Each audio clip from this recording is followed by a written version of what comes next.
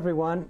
It's Professor Al Nigrin here to talk to you today about the 40th anniversary Spring 2022 New Jersey Film Festival. We'll be screening about 40 movies on select Fridays, Saturday, and Sunday evenings between January 28th and February 20th, 2022. Now, all of the films will be available remotely online. We've been using eventive.org as our streaming service, and they do a masterful job. And every film will be available for 24 hours on their show date. And 5 of the 12 screenings will also have a live component. So we'll also show those 5 programs live at 7 o'clock in our state-of-the-art facility at Rutgers University, Voorhees Hall, room 105, which is located at 71 Hamilton Street in New Brunswick, New Jersey. But today is part of our active filmmaker interview series, and today we have Bianca Di Marco, who's made a really beautiful short film called Threads of Desire, and she's going to be here to talk about her film with us today. Hi, welcome. Hi, thanks for having me. So, Bianca, tell us a little bit about this film and what the motivation was for making it. Yeah, so this film was made as a part of my graduate film program at NYU. And it's a pretty simple story. It's a kind of a fairy tale about a young sheep farmer that lives in the Tuscan hills. She lives a very quiet and isolated life.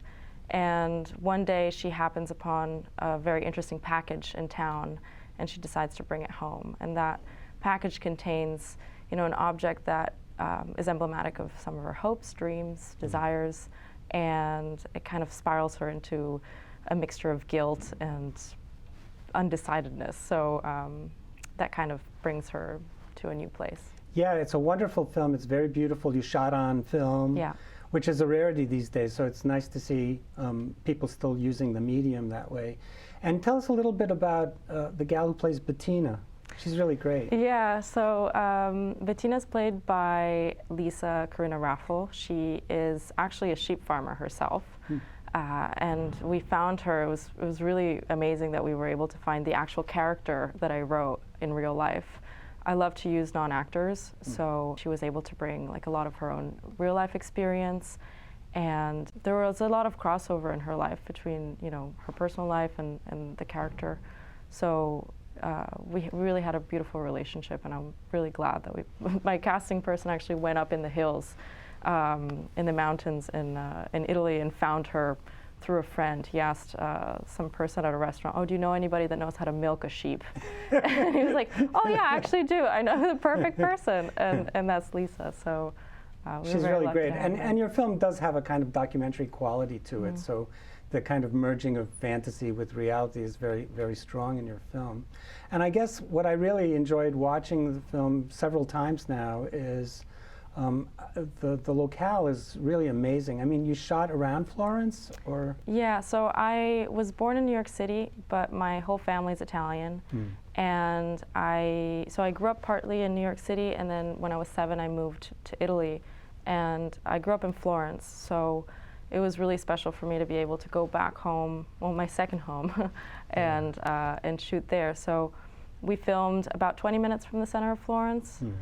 In the countryside there, and the main location is a farmhouse that's actually for sale, so if anybody's interested.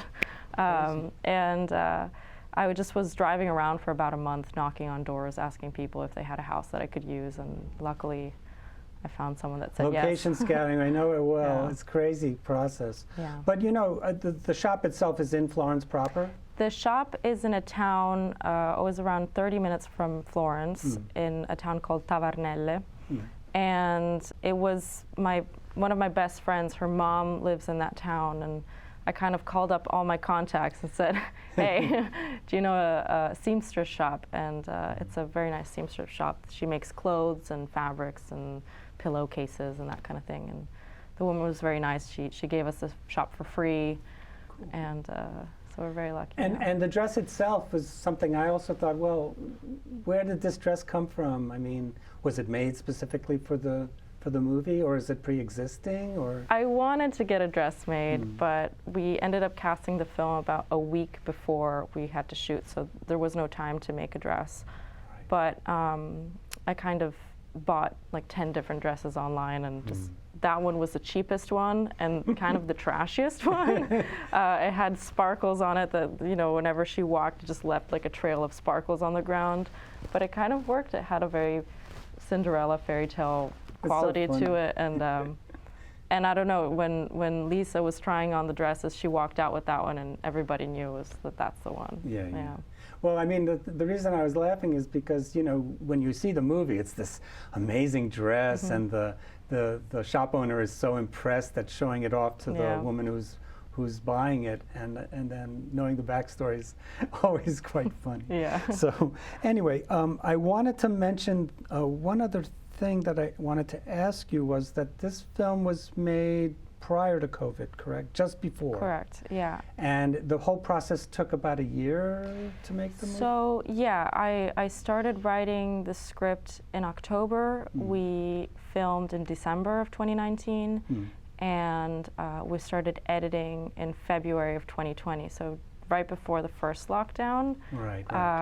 And yeah, the post-production process took about a year between editing, finding the right sound mixer, and post-production always takes the longest time. And obviously it's a small film. There was no budget to it, so yes, but it's a very beautiful film. I mean, it was one that I don't get tired watching. You know, it's a film that you know, is very endearing. And as I mentioned to you, I saw other things. You know, this very poor farmer going and having desires for this beautiful dress. Yeah.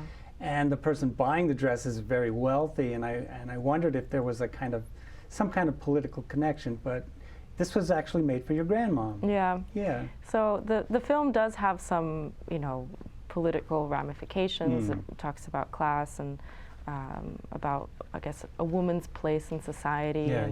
You know, because the main character lives in this isolated place with sheep and two guys that never pay any attention to her, that like are very brutish, and you know. But the film was actually inspired by my grandma. She worked as a farmer in northern Italy for the better part of her youth, so she never was able to have anything beautiful, and she often tells me stories about like what she would do just to get like a piece of fabric to make something for herself.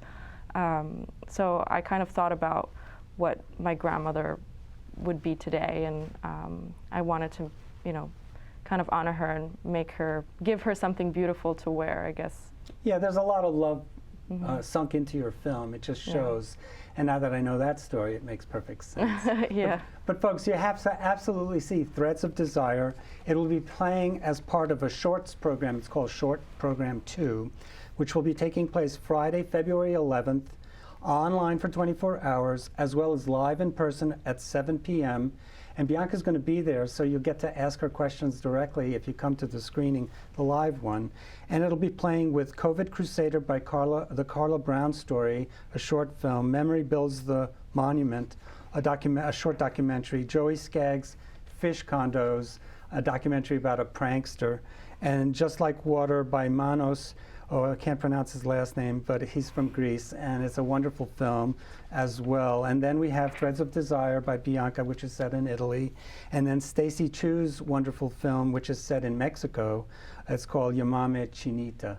And that's going to be all those films. There are a series of shorts that you can see online or live on February 11th. And you can get complete information by going to our website, which is njfilmfest.com. When you get to our homepage, click on where it says Current Events, and then click on where it says New Jersey Film Festival Spring 2022. There's a button that will bounce you to our very fancy and elaborate website, where you can buy tickets and get descriptions of all the films. Trailers and Q&As like this one are available there too. So thank you so much, Bianca. It was wonderful to meet you. You too. And thanks so much, folks, for watching this interview, and hope to see you at the movies.